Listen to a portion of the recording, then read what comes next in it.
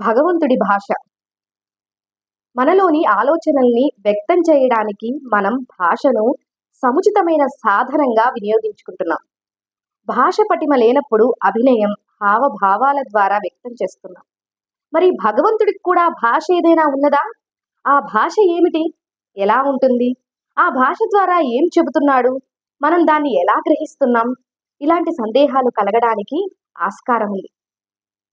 ఈశ్వరమైన ఈ శరీరానికే భాష ఉన్నప్పుడు సర్వాంతర్యామి, సర్వజ్ఞుడైన పరమాత్మకు మాత్రం భాష ఎందుకుండదు? ఉంది.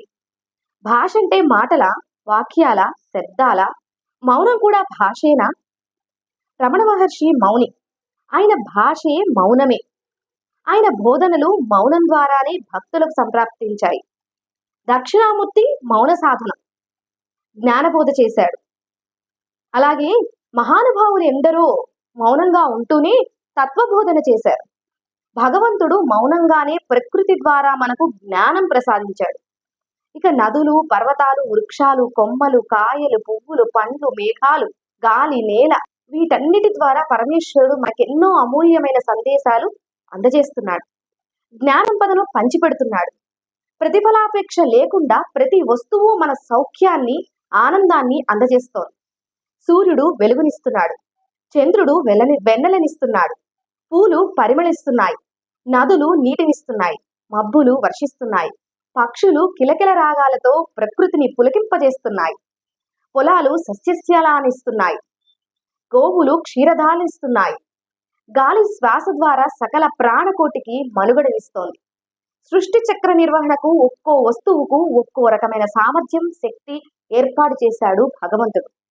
అన్నీ మౌనంగా జరిగిపోతున్నా అవన్నీ భగవంతుడి భాషలే. వాటిలో వాక్యాలు, మాటలు ఉండవు.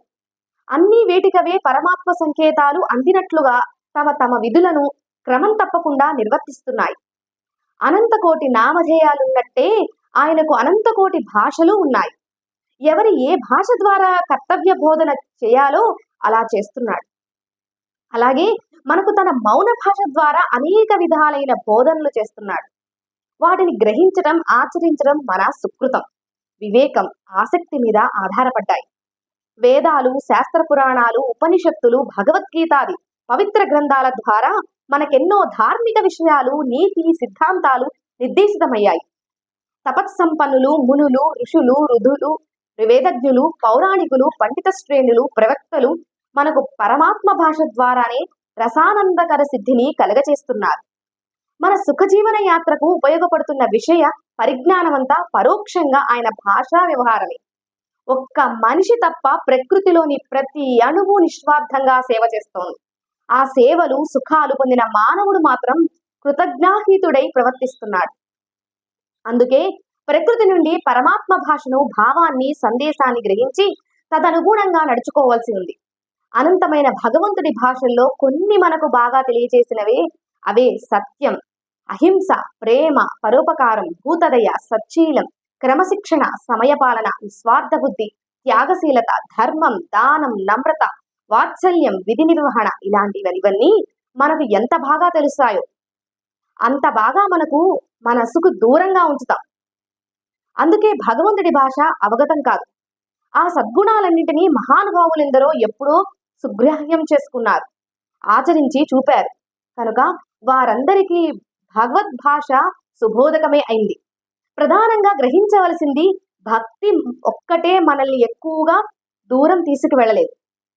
ఆర్తుల సేవ దానికి తోడైతే ఆధ్యాత్మికంగా ముందుకి పురోగమించగలం. అప్పుడే మనం భగవద్భాషను సంపూర్ణంగా, సాలక్యంగా అవగాహన చేసుకున్న వాళ్ళమవుతాం.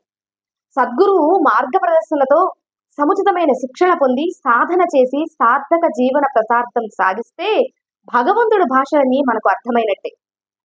జీవించి, వికసించి, తత్వాన్ని తెలుసుకొని ముక్తిని పొందటమే జీవితం. నేను అనే మాట అర్థం తెలుసుకోగలిగితే, ఆ మాట హృదయం నుంచి తొలగించగలిగితే భగవద్భాష పరిజ్ఞానం పొందినట్లే. అదే మనం సాధించగలిగే మహత్కార్యం, మహావిజయం. అందుకే వీలైనన్ని భగవంతుడి భాషల్ని నేర్చుకుని ప్రయత్నిద్దాం. భగవంతుడి పాదాలు పట్టుకొని ఆయనకి దాసానుదాసులుగా ఉందాం. ఓం నమః శివాయ.